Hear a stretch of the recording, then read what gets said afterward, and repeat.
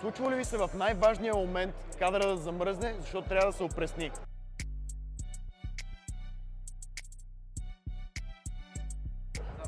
Имаме второ поколение Hik Micro, Condor и Falcon и при тях това вече не може да се случи, защото кадърът е постоянно опреснен. При второто поколение на Falcon вече имаме вграден далекомер, както при Stellar. Имаме по-голяма батерия, до 6 часа на едно зареждане.